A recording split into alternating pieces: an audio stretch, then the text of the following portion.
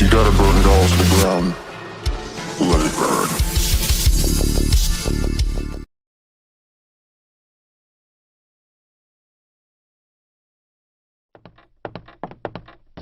Hi, I'm Buck, your personal tour guide to the Federal Reserve. I'm here to introduce you to one of the most complex but effective institutions in the United States. But don't worry, I'll explain it all in plain English. Just beside me is a road map of where we're going. Together, we'll walk through the Federal Reserve System, literally. And along the way, I'll show you just what goes on around here and why it's important. By the end of this tour, you too will be able to explain the Federal Reserve in plain English. There is no other agency of government which can overrule actions that we take. There is no other agency of government which can overrule actions that we take. There is no other agency of government which can overrule actions that we take.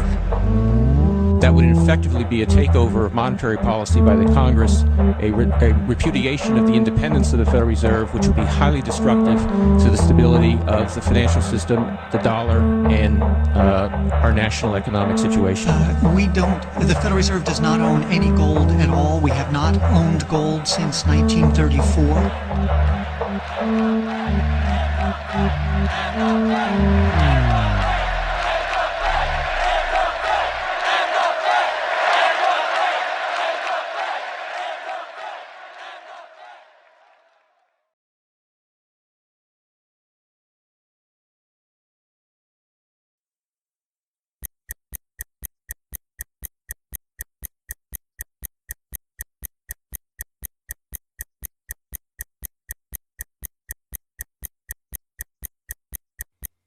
All our lives, we've been told that economics is boring. It's dull. It's not worth the time it takes to understand it. And all our lives, we've been lied to.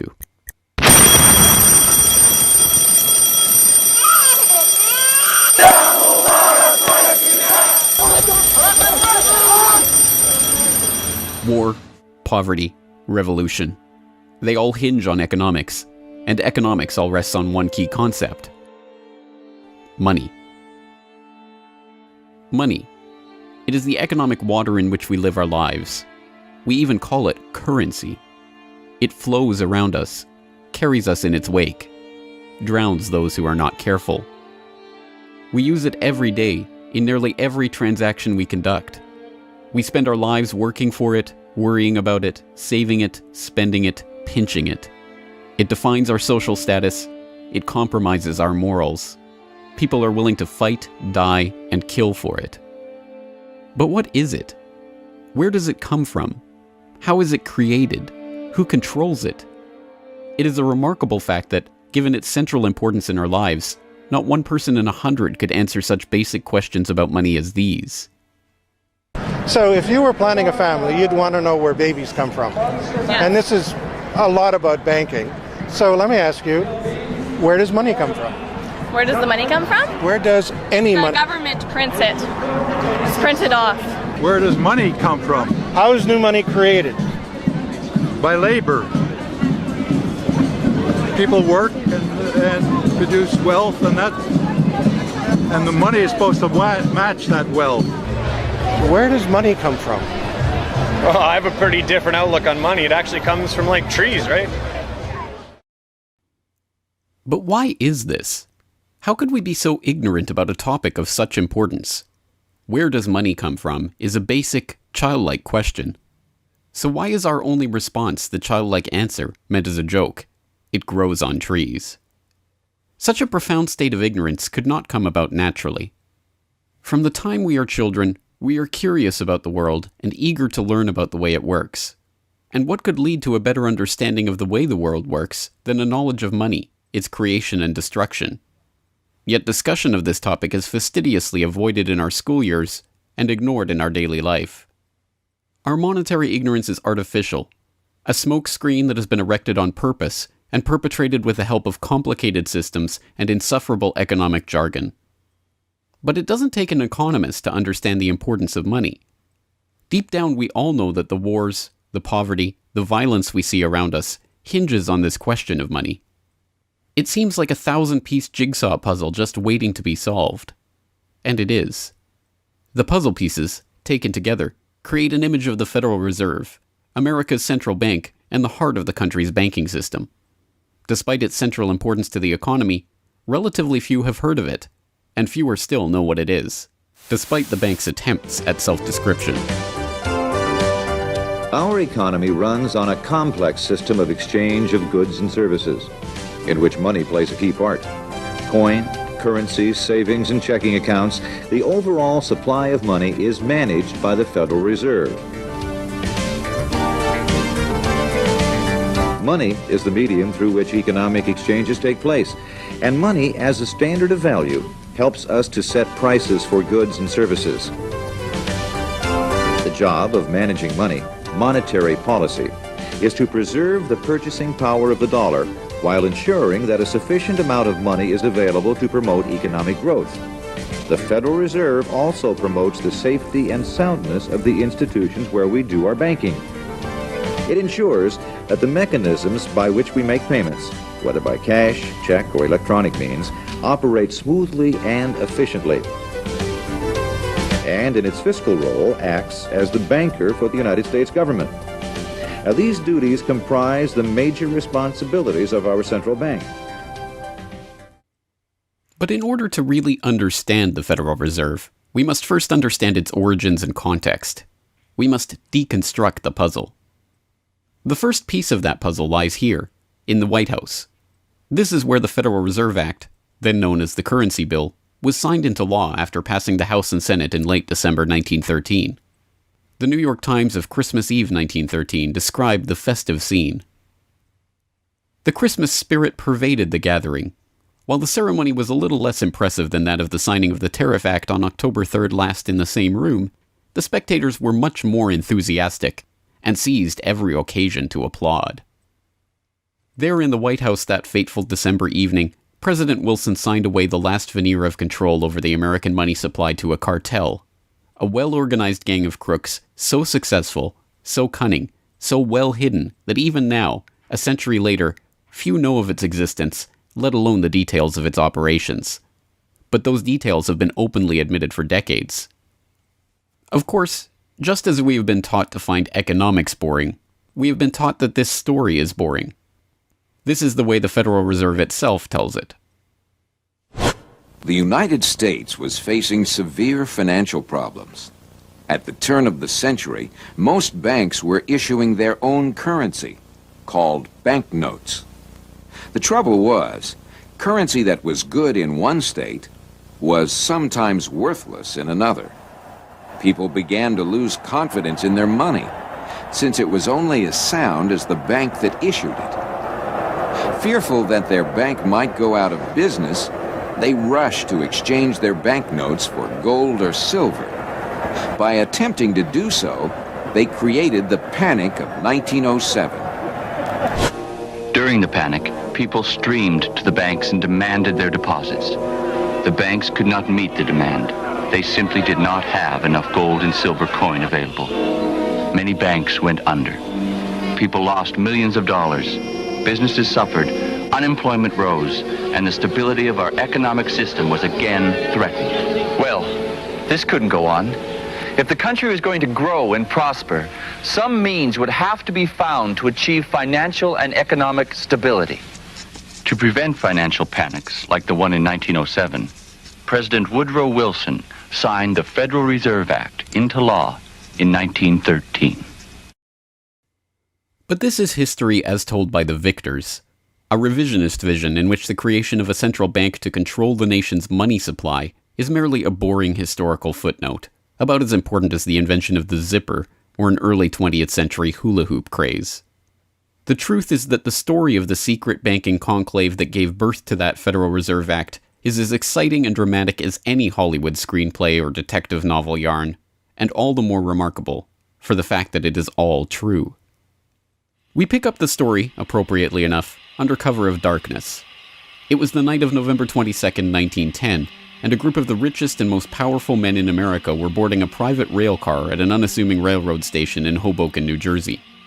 The car, waiting with shades drawn to keep onlookers from seeing inside, belonged to Senator Nelson Aldrich, the father-in-law of billionaire heir to the Rockefeller dynasty, John D. Rockefeller Jr. A central figure on the influential Senate Finance Committee where he oversaw the nation's monetary policy, Aldrich was referred to in the press as the general manager of the nation. Joining him that evening was his private secretary Shelton, and a who's who of the nation's banking and financial elite. A. Pyatt Andrew, the Assistant Treasury Secretary, Frank Vanderlip, President of the National City Bank of New York, Henry P. Davison, a senior partner of J.P. Morgan Company, Benjamin Strong Jr., an associate of J.P. Morgan and president of Bankers Trust Co., and Paul Warburg, heir of the Warburg banking family and son-in-law of Solomon Loeb of the famed New York investment firm Kuhn, Loeb and Company. The men had been told to arrive one by one after sunset to attract as little attention as possible. Indeed, secrecy was so important to their mission that the group did not use anything but their first names throughout the journey so as to keep their true identities secret even from their own servants and waitstaff. The movements of any one of them would have been reason enough to attract the attention of New York's voracious press, especially in an era where banking and monetary reform was seen as a key issue for the future of the nation. A meeting of all of them, now that would surely have been the story of the century. And it was. Their destination? The secluded Jekyll Island off the coast of Georgia, home to the prestigious Jekyll Island Club whose members included the Morgans, Rockefellers, Warburgs, and Rothschilds. Their purpose? Davison told intrepid local reporters who had caught wind of the meeting that they were going duck hunting. But in reality, they were going to draft a reform of the nation's banking industry in complete secrecy. G. Edward Griffin, the author of the best-selling The Creature from Jekyll Island and a longtime Federal Reserve researcher, explains. What happened is that the banks decided that since there was going to be legislation anyway to control their industry, that they wouldn't just sit back and wait and see what happened and cross their fingers that it would be okay. They decided that to do what so many cartels do today, they decided to take the lead, and they would be the ones calling for regulations and reform. They like the word reform, and the American people are suckers for the word reform. You just put that into any corrupt piece of legislation, call it reform, and people say, oh, I'm all for reform, and so they vote for it or accept it. So that's what they were doing. They decided we will reform our own industry. In other words, we will create a cartel, and we will give the cartel the power of government. We'll take our cartel agreement so that we can self-regulate to our advantage, and we'll call it the Federal Reserve Act. And then we'll take this cartel agreement to Washington and convince those idiots there to pass it into law. And that basically was the strategy. It was a brilliant strategy. Of course, we see it happening all the time, and certainly in our own day today, we see the same thing happening in other cartelized industry. Right now, we're watching it unfold in the field of healthcare, but at that time, it was banking, all right? And so the banking cartel wrote their own rules and regulations, called it the Federal Reserve Act, got it passed into law, and it was very much to their liking because they wrote it. And in essence, what they had created is a set of rules which made it possible for themselves to regulate their industry, but they went even beyond that. In fact, it's clear to me when I was reading their letters and their conversations at the time and the debates that they never dreamed that Congress would go along and also give them the right to issue the nation's money supply. I mean, not only were they now going to regulate their own industry, which is what they started out as wanting to do, but they got this incredible gift that they didn't dream would be given to them, although they were negotiating for it. And that was Congress gave them the authority to issue the nation's money. And Congress gave away the sovereign right to issue the nation's money to the private banks. And so all of this was in the Federal Reserve Act, and the American people were joyous because they were told and they were convinced that this was finally a means of controlling this big creature from Jekyll Island. Amazingly enough, they were successful, not just in conspiring to write the legislation that would eventually become the Federal Reserve Act, but in keeping that conspiracy a secret from the public for decades. It was first reported on in 1916 by Bertie Charles Forbes, the financial writer who would later go on to found Forbes magazine, but it was never fully admitted until a quarter century later when Frank Vanderlip wrote a casual admission of the meeting in the February 9, 1935 edition of the Saturday Evening Post. I was as secretive, indeed as furtive, as any conspirator. I do not feel it is any exaggeration to speak of our secret expedition to Jekyll Island as the occasion of the actual conception of what eventually became the Federal Reserve System. Over the course of their 9 days of deliberation at the Jekyll Island Club, they devised a plan so overarching, so ambitious, that even they could scarcely imagine that it would ever be passed by Congress. As Vanderlip put it, "Discovery of our plan, we knew, simply must not happen, or else all our time and effort would be wasted.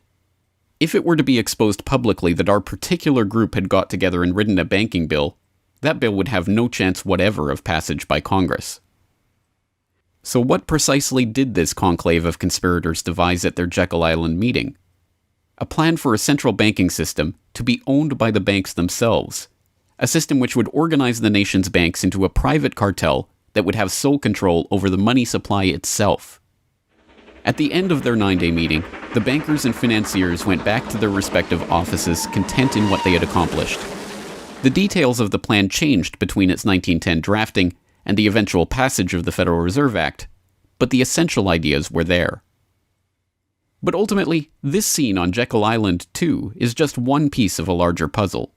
And like any other puzzle piece, it has to be seen in its wider context for the bigger picture to become visible. To understand the other pieces of the puzzle and their importance in the creation of the Federal Reserve, we have to travel backward in time. The story begins in late 17th century Europe. The 9 Years' War is raging across the continent as Louis XIV of France finds himself pitted against much of the rest of the continent over his territorial and dynastic claims. King William III of England, devastated by a stunning naval defeat, commits his court to rebuilding the English navy. There's only one problem: money. The government's coffers have been exhausted by the waging of the war, and William's credit is drying up. A Scottish banker, William Patterson, has a banker's solution. A proposal to form a company to lend £1 million to the government at 6% plus $5,000 management fee, with the right of note issue. By 1694, the idea has been slightly revised, a £1.2 million loan at 8% plus $4,000 for management expenses. But it goes ahead. The magnanimously titled Bank of England is created. The name is a carefully constructed lie, designed to make the bank appear to be a government entity. But it is not. It is a private bank owned by private shareholders for their private profit, with a charter from the king that allows them to print the public's money out of thin air and lend it to the crown. What happens here at the birth of the Bank of England in 1694 is the creation of a template that will be repeated in country after country around the world. A privately controlled central bank lending money to the government at interest, money that it prints out of nothing. And the jewel in the crown for the international bankers that creates this system is the future economic powerhouse of the world, the United States. In many important respects, the history of the United States is the history of the struggle of the American people against the banksters that wish to control their money. By the 1780s, with colonies still fighting for independence from the crown, the bankers will get their wish. In 1781, the United States is in financial turmoil. The Continental, the paper currency issued by the Continental Congress to pay for the war, has collapsed from overissue and British counterfeiting. Desperate to find a way to finance the end stages of the war, Congress turns to Robert Morris, a wealthy shipping merchant who was investigated for war profiteering just 2 years earlier. Now, as Superintendent of Finance of the United States from 1781 to 1784, he is regarded as the most powerful man in America, next to General Washington. In his capacity as Superintendent of Finance, Morris argues for the creation of a privately owned central bank deliberately modeled on the Bank of England that the colonies were supposedly fighting against. Congress, backed into a corner by war obligations and forced to do business with the bankers just like King William in the 1690s, acquiesces and charters the Bank of North America as the nation's first central bank. And exactly as the Bank of England came into existence loaning the British Crown £1.2 million, The BNA started business by loaning $1.2 million to Congress. By the end of the war, Morris has fallen out of political favor, and the Bank of North America's currency has failed to win over a skeptical public. The BNA is downgraded from a national central bank to a private commercial bank chartered by the state of Pennsylvania. But the bankers have not given up yet. Before the ink is even dry on the Constitution, a group led by Alexander Hamilton is already working on the next privately owned central bank for the newly formed United States of America. So brazen is Hamilton in the forwarding of this agenda that he makes no attempt to hide his aims or those of the banking interests he serves. A national debt, if it is not excessive, will be to us a national blessing, he wrote in a letter to James Duane in 1781. It will be a powerful cement of our union. It will also create a necessity for keeping up taxation to a degree which, without being oppressive, will be a spur to industry. Opposition to Hamilton and his debt-based system for establishing the finances of the U.S. is fierce. Led by Jefferson and Madison, the bankers and their system of debt enslavement is called out for the force of destruction that it is, with Thomas Jefferson writing, "The spirit of war and indictment, since the modern theory of the perpetuation of debt, has drenched the earth with blood and crushed its inhabitants under burdens ever accumulating." Still, Hamilton proves victorious. The first Bank of the United States is chartered in 1791 and follows the pattern of the Bank of England and the Bank of North America almost exactly. A privately owned central bank with the authority to loan money that it creates out of nothing to the government. In fact, it is the very same people behind the new bank as were behind the old Bank of North America. It was Alexander Hamilton, Robert Morris's former aide, who first proposed Morris for the position of financial superintendent, and the director of the old Bank of North America, Thomas Willing, is brought in to serve as the first director of the first Bank of the United States. Meet the new banking bosses, same as the old banking bosses. In the first 5 years of the bank's existence, the U.S. government borrows $8.2 million from the bank, and prices rise 72%. By 1795, when Hamilton leaves office, the incoming Treasury Secretary announces that the government needs even more money and sells off the government's meager 20% share in the bank, making it a fully private corporation. Once again, the U.S. economy is plundered while the private banking cartel laughs all the way to the bank that they created. By the time the bank's charter comes due for renewal in 1811, the tide has changed for the money interests behind the bank. Hamilton is dead, shot to death in a duel with Aaron Burr. The bank-supporting Federalist Party is out of power. The public are wary of foreign ownership of the central bank, and what's more, don't see the point of a central bank in time of peace. Accordingly, the charter renewal is voted down in the Senate, and the bank is closed in 1811. Less than a year later, the U.S. is once again at war with England. After 2 years of bitter struggle, the public debt of the U.S. has nearly tripled from $45.2 million to $119.2 million. With trade at a standstill, prices soaring, inflation rising, and debt mounting, President Madison signs the charter for the creation of another central bank, the Second Bank of the United States, in 1816. Just like the two central banks before it, it is majority privately owned and is granted the power to loan money that it creates out of thin air to the government.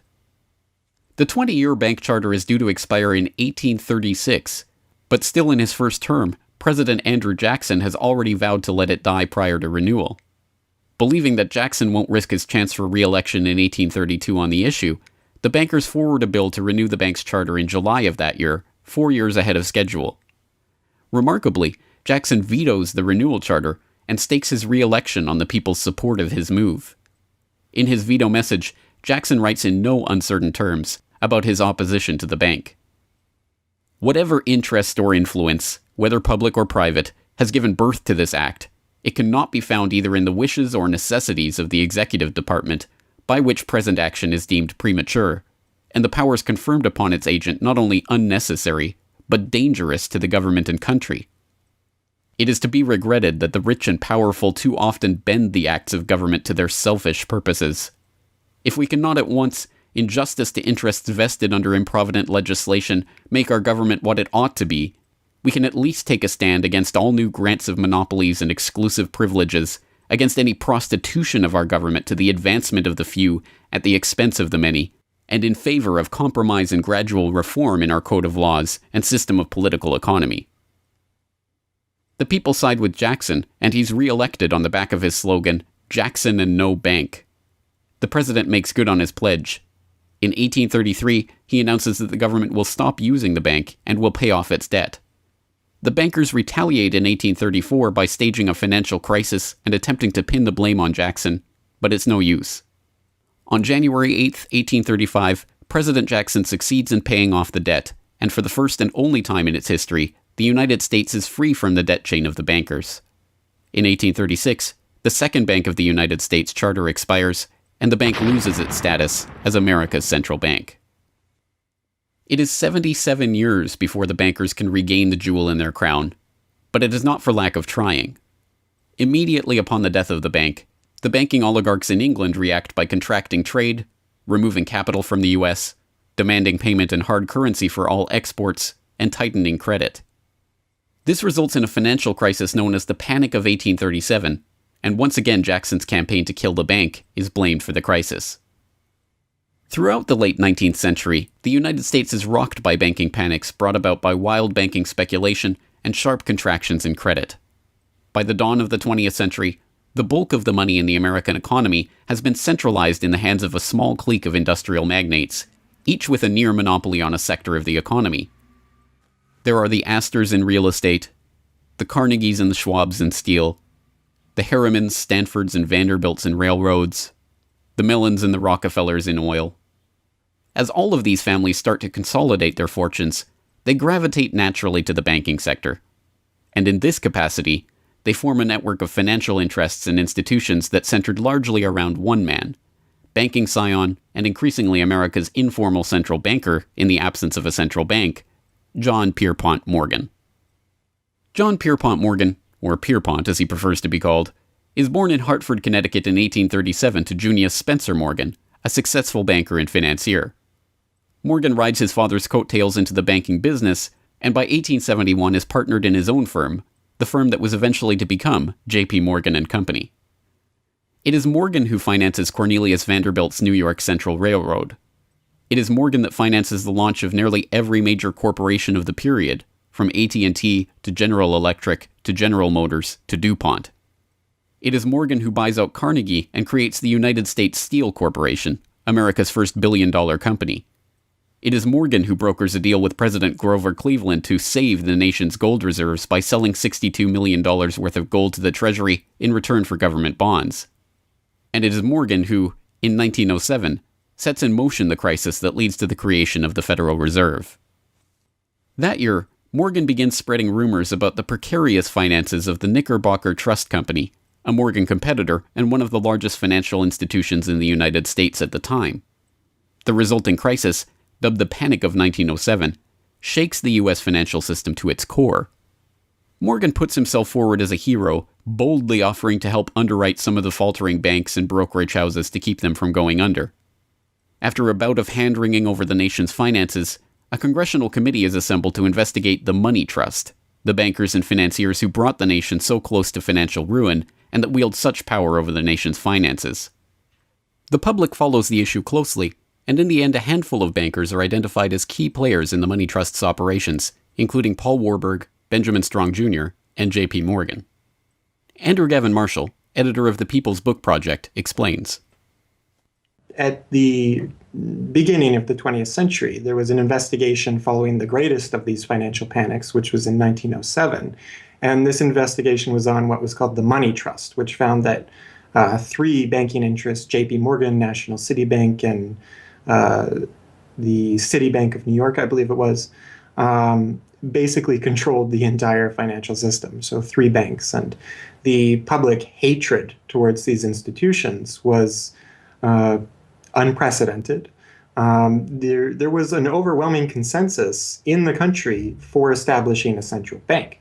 But there were many different interests in pushing this, and everyone had sort of their own specific purpose behind advocating for a central bank. So to represent the most people, you had farmer interests, populists, progressives, who were advocating a central bank because they couldn't take the recurring panics, but they wanted government control of a central bank. They wanted it to be exclusively under the public control because they despised and feared the New York banks as wielding too much influence. So for them, a central bank would be a way to curb the power of these private financial interests. On the other hand, those same financial interests were advocating for a central bank to serve as a source of stability for their control of the system, also to act as a lender of last resort to them, and so that they would never have to face collapse, but also in order to exert more control through a central bank. The private New York banking community wanted a central bank under the exclusive control of them. There's a shocker. So you had all these various different interests which converged. Of course, the most influential happened to be the New York financial houses, which were more aligned with European financial houses than they were with any other element in American society. The main individual behind the founding of the Federal Reserve was Paul Warburg, who was a partner with Kuhn, Loeb and Company, European banking house. His brothers were prominent bankers in Germany at that time, and he had, of course, close connections with every major financial and really big industrial firm in the United States and most of those existing in Europe. And he was discussing all these ideas with his fellow compatriots in advocating for a central bank. In 1910, Warburg got the support of a senator named Senator Aldrich, whose family later married into the Rockefeller family. Again, I'm sure just a coincidence, but Aldrich invited Warburg and a number of other bankers to a private, secret meeting on Jekyll Island, just off the coast of Georgia, where they met in 1910 to discuss the construction of a central bank in the United States, but one which, of course, would be owned and serve the interests of the private bankers. Aldrich then, in 1911, presented this as the Aldrich Plan or the Aldrich Bill in the U.S. Congress, and it was actually voted out. The public, suspicious of Senator Aldrich's banking connections, ultimately reject the Jekyll Island Cabal's Aldrich Plan. The Cabal does not give up, however. They simply revise and rename their plan, giving it a new public face, that of Senator Robert Owen and Representative Carter Glass. In the end, the money trust that was behind the Panic of 1907 uses the public's own outrage against them to complete their consolidation of control over the banking system. The newly retitled Federal Reserve Act is signed into law on December 23, 1913, and the Fed begins operations the next year.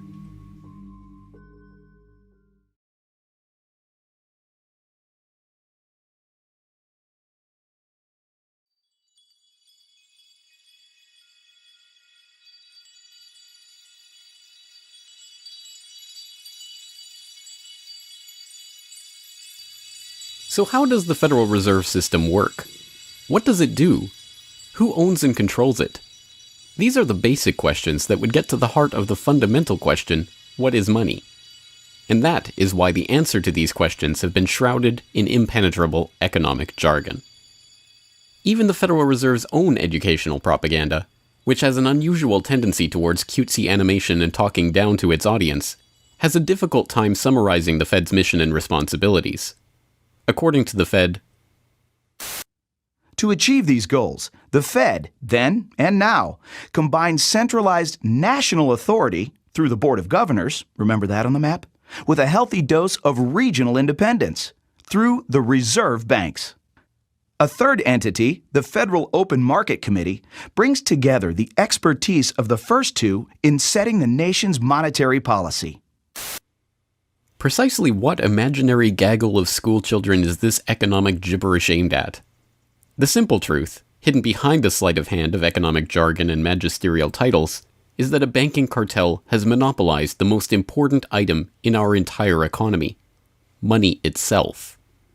We are taught to think of money as the pieces of paper printed in government printing presses or coins minted by government mints. While this is partially true, in this day and age, the actual notes and coins circulating in the economy represent only a tiny fraction of the money in existence. over 90% of the money supply is in fact created by private banks as loans that are payable back to the banks at interest. Although this simple fact is obscured by the wizards of Wall Street and gods of money who want to make the money creation process into some special art of alchemy carefully overseen by the government, the truth is not hidden from the public. In December 1977, the Federal Reserve Bank of New York published another of its dumbed-down cartoon-ridden information pamphlets for the general public, attempting to explain the functions of the Federal Reserve System. There in black and white, they carefully explain the money creation process. Commercial banks create checkbook money whenever they grant a loan, simply by adding new deposit dollars to accounts on their books in exchange for a borrower's IOU. Banks create money by monetizing the private debts of businesses and individuals. That is, they create amounts of money against the value of those IOUs. There it is, in plain English. The vast majority of money in the economy, the checkbook money in our accounts at the bank and that we use in our electronic transfers and digital payments, is created not by a government printing press, but by the bank itself. It is created out of thin air as debt, owed back to the bank that created it at interest. This means that bank loans are not money taken from other bank depositors, but new money simply conjured into existence and placed into your account.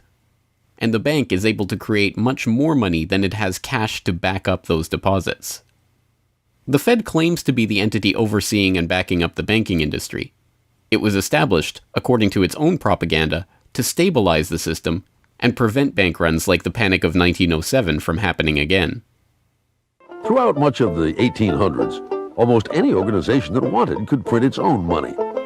As a result, many states, banks, and even one New York druggist did just that. In fact, at one time, there were over 30,000 different varieties of currency in circulation. Imagine the confusion. Not only were there multitudes of currencies, some were redeemable in gold and silver, others were backed by bonds issued by regional governments. It was not unusual for people to lose faith both in the value of their currency and in the entire financial system. With many people trying to withdraw their deposits at once, sometimes the banks didn't have enough money on hand to pay their depositors. Then, when the funds ran out, the banks suspended payment temporarily, and some even closed. People lost their entire savings, and sometimes regional economies suffered. Obviously, something had to be done, and in 1913, something was. In that year, President Woodrow Wilson signed into effect the Federal Reserve Act.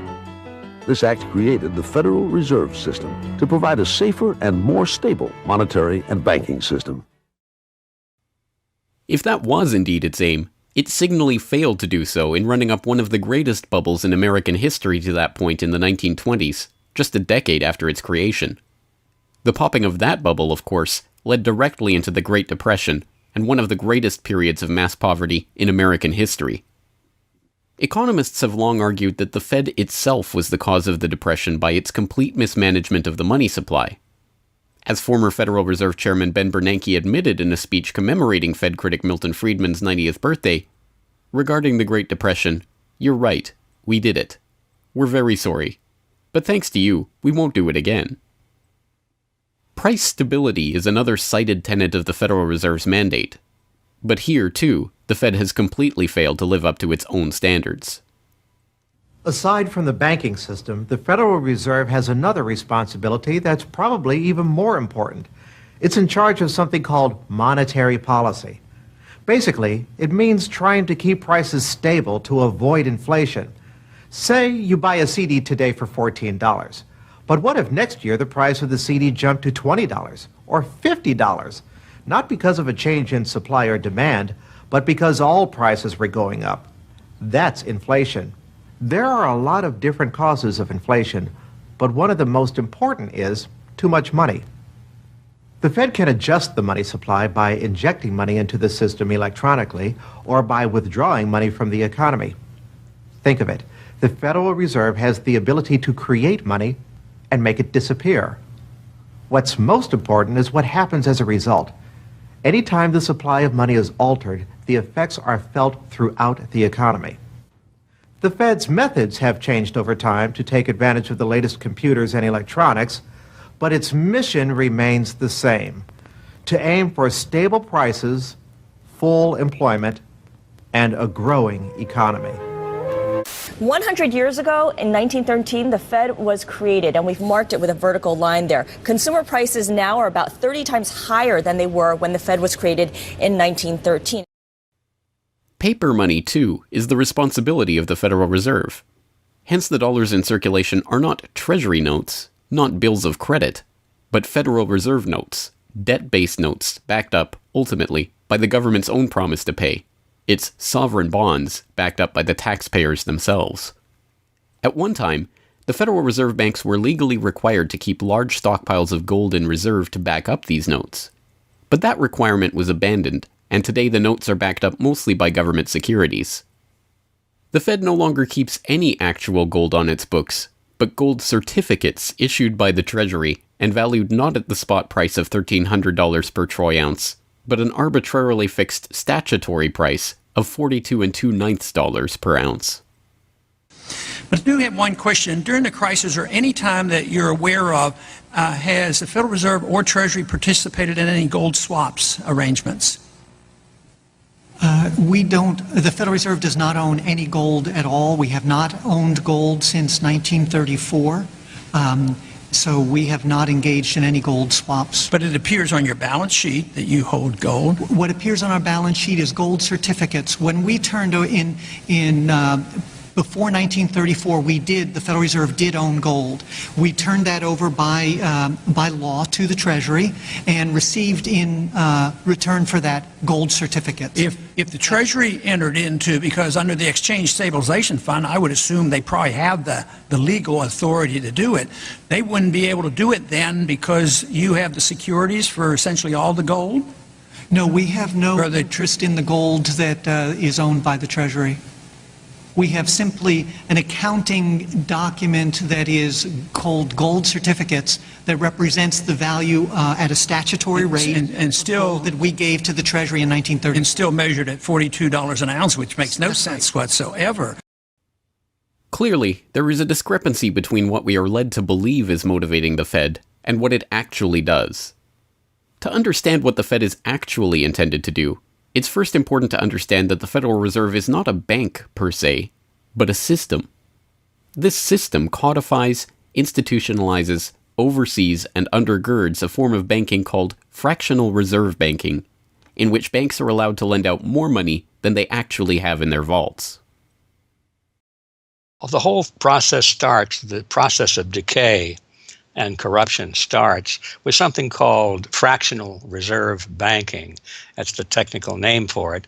And what that really means is that as the banking institution developed over several centuries, starting, of course, in Europe, it developed the practice of legalizing a certain dishonest accounting procedure.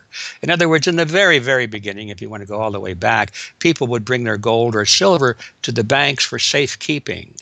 And they say, give us a paper receipt. And we don't want to guard our silver and our gold because, people could come in the middle of the night and they could kill us or tie us up and threaten us, and they'll get our gold and silver, so we can't really guard it. We'll take it to the bank and have them guard it, and we just want a paper receipt so that we can take the receipt back and get our gold anytime we want. And so in the beginning, money was receipt money. They could then, instead of changing or exchanging the gold coins, they could exchange the receipts, and people would accept the receipts just as well as the gold, knowing they could get the gold. And so these paper receipts being circulated were, in essence, the very first examples of paper money. Well, the banks learned early on that game that here they were sitting on this pile of gold and all these paper receipts out there. People weren't bringing the receipts in anymore. Very few of them, maybe 5%, maybe 7% of the people would bring in their paper receipts and ask for the gold. So they said, why don't we just sort of give more receipts out than we have gold?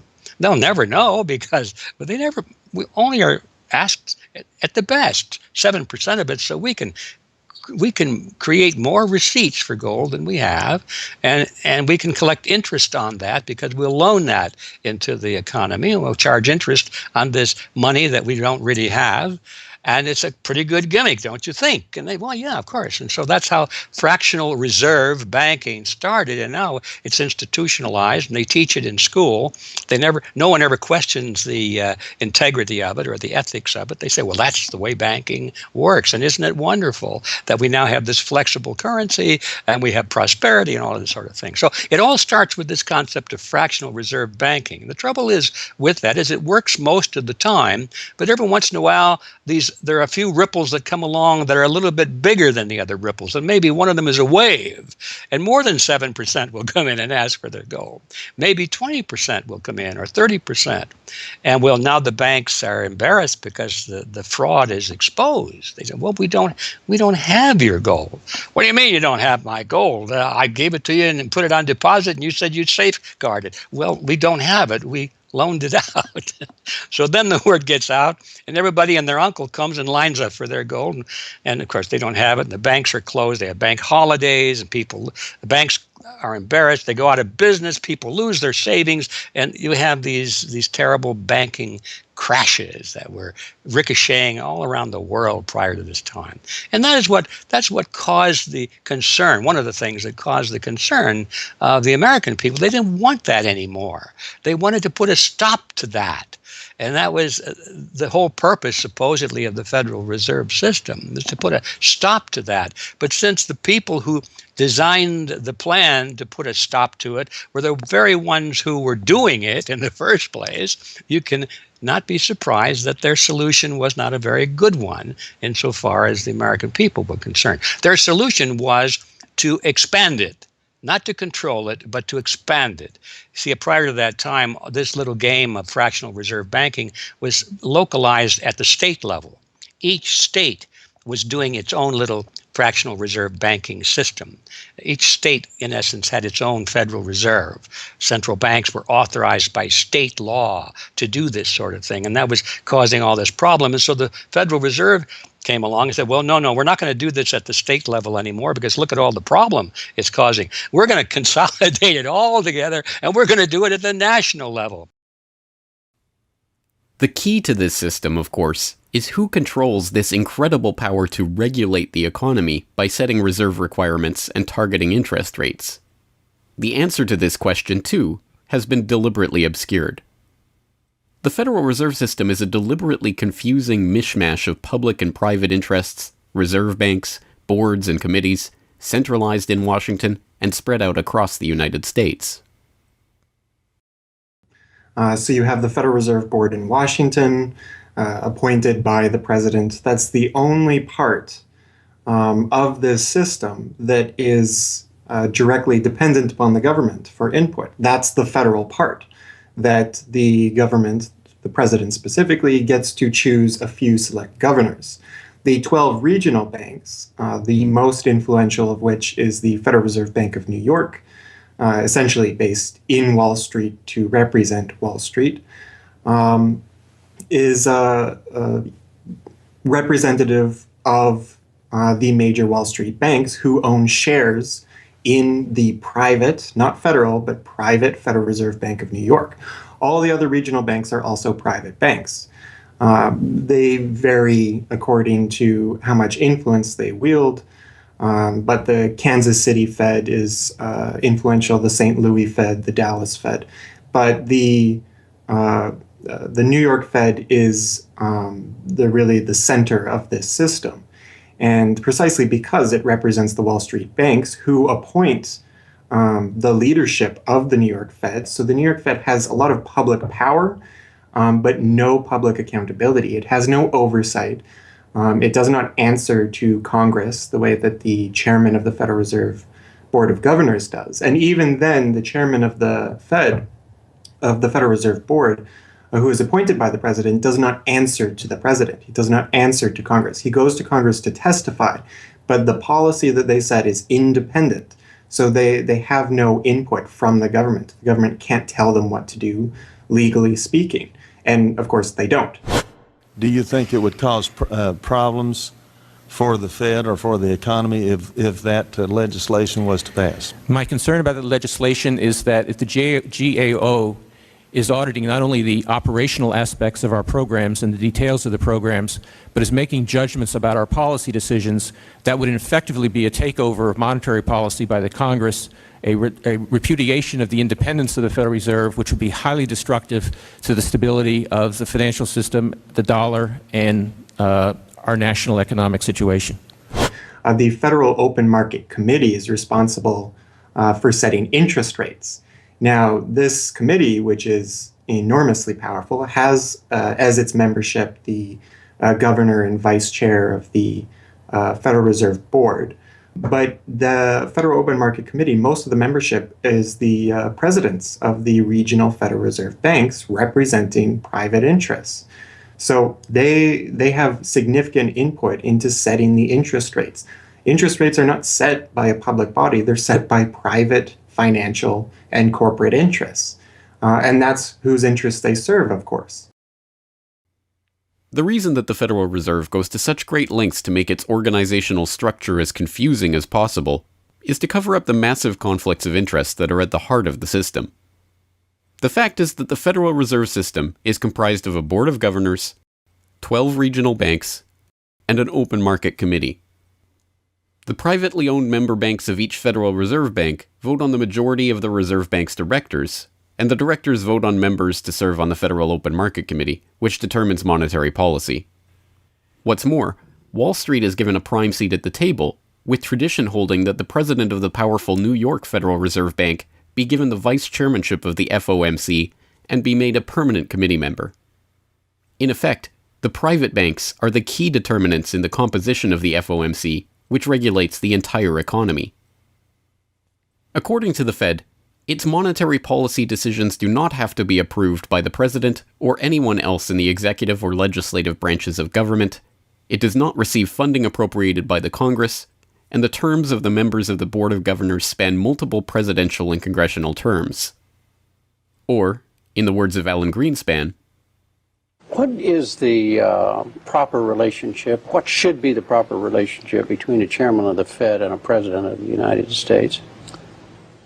Well, first of all, the Federal Reserve is an independent agency, and that means basically that there is no other agency of government which can overrule actions that we take.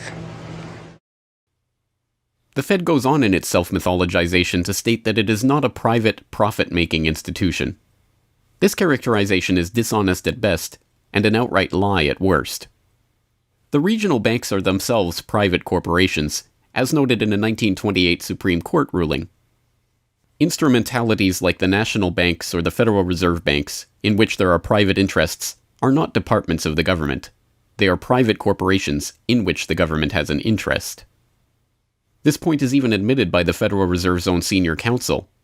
Our regulations do specify overall terms for the lending, but the day-to-day operation of the banking activities are conducted by the Federal Reserve banks. They are banks, and indeed they do lend, and they do interact they're their with own depositors. agency then, essentially, they are not in that agencies. regard. Yes, they're not agencies, Your Honor. They're persons under FOIA. Each Federal Reserve Bank, the stock is owned by the member banks in the district, 100% privately held. They have private boards of directors. Majority of those boards are appointed by the independent banks, private banks in the district. They're not agencies. These private corporations issue shares that are held by the member banks that make up the system, making the banks the ultimate owners of the Federal Reserve Banks. Although the Fed's profits are returned to the Treasury each year, the member banks' shares of the Fed do earn them a 6% dividend. According to the Fed, the fixed nature of these returns means that they are not being held for profit. Despite the dishonest nature of this description, however, it is important to understand that the bankers who own the Federal Reserve indeed do not make their money from the Fed directly. Instead, the benefits are much less obvious and much more insidious. The simplest way that this can be understood is that, as a century of history and the specific example of the last financial crisis shows, the Fed was used as a vehicle to bail out the very bankers who own the Fed banks in the most obvious example of fascistic collusion imaginable. A handful of financial institutions have enriched themselves as a result of institutional speculation on a large scale as well as manipulation of the market. And secondly, what they have done is that they have then gone to their governments and said, well, we are now in a very difficult situation and you need to give us money so that we can retain the stability of the financial system. And who actually lends the money or brokers the public debt? The same financial institutions which are the recipients of the bailout. Okay, and so what you have is a circular process. It's a diabolical process. You're lending money. You're not lending money. You're handing money to the large financial institutions, and then this is leading up to a mounting public debt in the trillions. Okay. And then you say to the financial institutions, we need to establish a new set of treasury bills and government bonds, etc., which of course are sold to the public, but they are always brokered through the financial institutions, which establish their viability and so on and so forth. And the financial institutions will probably buy part of this public debt. So that in effect what the government is doing is financing its own indebtedness through the bailouts. It hands money to the banks, but to hand the money to the banks, it becomes indebted to those same financial institutions, and then it says, well, we now have to emit large amounts of public debt. Please, can you help us? And then the banks will say, well, your books are not quite in order. And then the government will say, well, obviously they're not in order because we've just handed you $1.4 trillion of bailout money, and we're now in a very difficult situation, so we need to borrow money from the people who are, in fact, the recipients of the bailout. So this is really what we're dealing with. We're dealing with a circular process. The 2008 crisis and subsequent bailouts are merely the latest and most brazen examples of the fundamental conflicts of interest at the heart of America's privately owned central banking system. Beginning with the collapse of Lehman Brothers in September of that year, the Federal Reserve embarked on an unprecedented program of bailouts and special zero-interest lending facilities for the very banks that had caused the subprime meltdown in the first place. By the cartelization of the Federal Reserve structure, and thus not by accident, it was the very bank presidents who had overseen their banks' lending practices that ended up in the director positions of the Federal Reserve banks that voted on where to direct the trillions of dollars in bailout money. And unsurprisingly, they directed it toward their own banks. A stunning 2011 Government Accountability Office report examined $16 trillion of bailout facilities extended by the Fed in the wake of the crisis and exposed numerous examples of blatant conflicts of interest. Jeffrey Immelt, chief executive of General Electric, served as a director on the board of the Federal Reserve Bank of New York. At the same time, the Fed provided $16 billion in financing to General Electric. JP Morgan Chase chief executive Jamie Dimon, meanwhile, was also a member of the board of the New York Fed during the period that saw $391 billion in Fed emergency lending directed to his own bank. In all, Federal Reserve Board members were tied to $4 trillion in loans to their own banks. These funds were not simply used to keep these banks afloat, but actually to return these Fed-connected banks to a period of record profits in the same period that the average worker saw their real wages actually decrease and the economy on Main Street slow to a standstill. Ben Bernanke, at that time the chairman of the Federal Reserve Board of Governors, was confronted about these conflicts of interest by Senator Bernie Sanders upon the release of the GAO report in June 2012. Senator, you raised an important point, which is that this is not something the Federal Reserve created. This is in the statute. Congress in the Federal Reserve Act said this is the governance of the Federal Reserve, and more specifically that bankers would be on the board. And 6 out of 9. Sorry? 6 out of 9 in the regional banks are come from the banking industry. That's correct. And that is in the law. And right. I'll answer your question, though. The answer to your question is that Congress set this up. We have tried, I think we've made it into something useful and valuable. We do get information from it. But if Congress wants to change it, of course, we will work with you to find alternatives. Bernanke is completely right. These conflicts are, in fact, a part of the institution itself. A structural feature of the Federal Reserve that was baked into the Federal Reserve Act itself over 100 years ago by the bankers who conspired to cartelize the nation's money supply. You could not ask for a more succinct reason why the Federal Reserve itself, this admitted cartel of banking interests, needs to be abolished. But you could get one.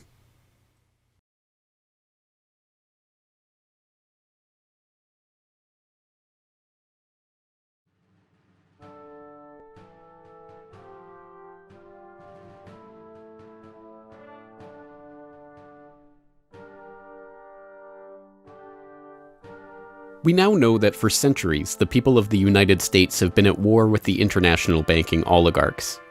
That war was lost, seemingly for good, in 1913 with the creation of the Federal Reserve. With the passage of the Federal Reserve Act, President Woodrow Wilson consigned the American population to a century in which the money supply itself has depended on the whims of the banking cabal. A century of booms and busts, bubbles and depressions, has led to a wholesale redistribution of wealth toward those at the very top of the system. At the bottom, the masses toil in relative poverty, single-income households becoming double-income households out of necessity, their quality of life being slowly eroded as the Federal Reserve notes that pass for dollars are themselves devalued. Worse yet, the fraud itself perpetuates Alexander Hamilton's persistent myth that a national debt is necessary at all. The US is now locked into a system whereby the government issues bonds to generate the funds for their operations, bonds that are backed up by the taxation of the public's own labor. The perpetrators of this fraud, meanwhile, remain in the shadows, largely ignored by a general public that could instantly recognize the latest Hollywood heartthrob or pop idol, but have no clue what the head of Goldman Sachs or the New York Fed does, let alone who they are. This cabal bear allegiance to no nationality, no philosophy or creed, no code of ethics. They are not even motivated by greed, but power. The power that the control of the money supply inevitably brings with it. After a person has all the money in the world that you could possibly use to buy anything you want, what's left to capture your imagination? And the answer, of course, is power. Power over people. Now, money is power over people, but there's another power over people as well, and that is the political power, the social power. And I think this has now become the dominant driving force of these people. They've already got the money. They've got it locked down. Now they're striving for this new world order, as their name for it. They want all of the world into one political unit, which they dominate, not only with money, but with military and psychological means and education and media and propaganda. They want total control over every human on the planet. And by golly, they're moving pretty rapidly in that direction. It did not take long for this lust for power to rear its head. In 1921, just 7 years after the Fed began operations, the same J.P. Morgan-connected banking elite that founded the Federal Reserve incorporated an organization called the Council on Foreign Relations with the goal of taking over the foreign policy apparatus of the United States, including the State Department. In this quest, it was remarkably successful. Although there are only about 4,000 members in the organization today, its membership has included 21 Secretaries of Defense, 18 Treasury Secretaries, 18 Secretaries of State, 16 CIA directors, and many other high-ranking government officials, military officers, business elite, and, of course, bankers. The first director of the CFR was John W. Davis, J.P. Morgan's personal lawyer and a millionaire in his own right. Together with its sister organizations in Britain and elsewhere around the world, these groups would work together toward what they called a New World Order of total financial and political control directed by the bankers themselves. As Carroll Quigley, noted Georgetown historian and mentor of Bill Clinton, wrote in his 1966 work, Tragedy and Hope, A History of the World in Our Time, the powers of financial capitalism had a far-reaching aim, nothing less than to create a world system of financial control in private hands, able to dominate the political system of each country and the economy of the world as a whole. This system was to be controlled in a feudalist fashion by the central banks of the world acting in concert, by secret agreements arrived at in frequent private meetings and conferences. The apex of the system was to be the Bank for International Settlements in Basel, Switzerland, a private bank owned and controlled by the world's central banks, which were themselves private corporations. This is why the bankers and their partners in government and business conspired to bring about the 2008 crisis. Not for the pursuit of money, but power. In the same way the bankers used the panic of 1907 to consolidate their control over the money supply, they hope to use the 2008 crisis and subsequent panics, which they themselves have created, to consolidate their political control. The International Summit for the Global Financial Crisis has been expanded from G7 to G20 because the leading 7 developed countries cannot solve the crisis alone. This expanded meeting raises the question whether a new global financial system will be created. So is this some sort of new world order, which Gordon Brown kind of alluded to? British Prime Minister Gordon Brown has described the quote-unquote guiding principles to be addressed at the summit. They are transparency, sound banking, responsibility, integrity, and get this, global governance, unquote. I think a new world order is emerging, and with it the foundations of a new and progressive era of international cooperation. The inevitable conclusion, one that flows necessarily from the true understanding of this situation, is that the Federal Reserve System needs to be consigned to the dustbin of history. After a century of enslavement, it is time for the American public to finally throw off the bankers' debt chains. If there was ever a point in human history to start questioning alternatives, this would be it. And to think that where we are and simply say, oh, well, this is the best of our options. How many of the best options lead to self-destruction? Doesn't sound like a best option. I think that with a world of 7 billion people, we can probably come up with something better than a system in which a few thousand people benefit so much at the expense of everything else on this world, and at the expense of the potential for the future of mankind. They're leveraging our future. And so long as we accept this way of thinking, so long as we accept these institutions as having dominance, that's the direction we'll be going.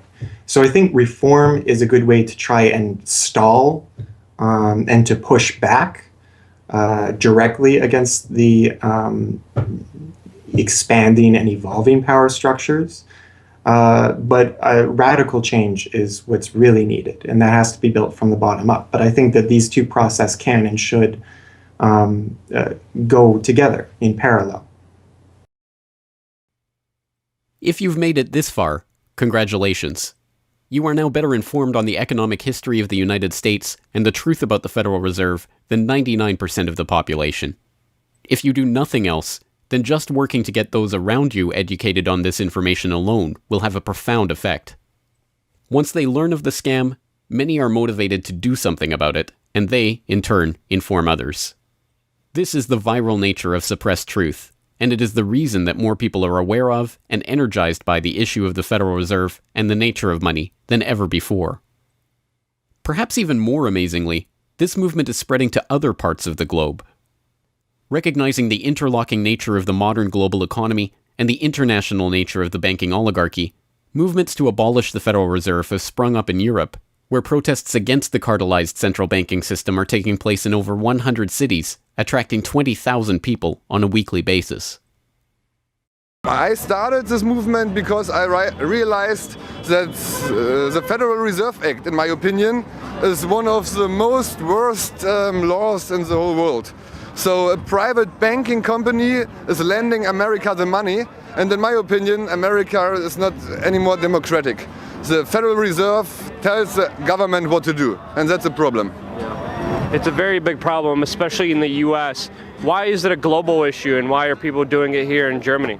Because when you realize that this finance system, it's a global system, you have to go to the really beginning of the system. And in my opinion, It's also the World Bank and the International Fund of Currencies and stuff like this. But at the beginning of all this is a law from 1913. Woodrow Wilson signed it. And this is the beginning of all this hardcore capitalism we are suffering right now from. And the only way to stop this is maybe to break this law. But what if the burgeoning movement to end the Fed is successful? What system do people propose as the answer? There have been several proposals along different lines by various researchers. Some argue for a return to America's colonial roots of debt-free money issued by state-run banks, pointing to the Bank of North Dakota as one already functioning, successful model of this approach. Others advocate a decentralized system of alternative and competing currencies that greatly reduce or even eliminate altogether the need for a central bank. Some argue for currencies whose mathematical nature prevent them from being merely conjured into existence whenever a federal government wants to wage another war of aggression or forge another link in the seemingly endless train of governmental tyranny and abuse. Sound money, cryptocurrencies, state banks, LETS programs, self-issued credit. These and many other solutions have all been proposed, and many of them are in use in different localities today. Once we understand the scam that has taken place, the gradual consolidation of wealth and power in the hands of an elite few banking oligarchs, and the growing impoverishment of the masses, all in the name of banking funny money created out of nothing and loaned to the public at interest, we can choose to get active or to do nothing at all. Central banks have been defeated in America before, and they can be defeated again. The question of how we decide to change this system is not rhetorical. It will either be answered by an informed, engaged, active population working together to create viable alternatives and to dismantle the current system, or it will be answered by the same banking oligarchy that has been controlling the money supply, and indeed the lifeblood of the country, for generations. Now, 1 century after the creation of the Federal Reserve System, we have a choice to make. Whether the next century, like the one before it, will be a century of enslavement, or, transformed by the actions and choices that we make in the light of this knowledge, a century of empowerment.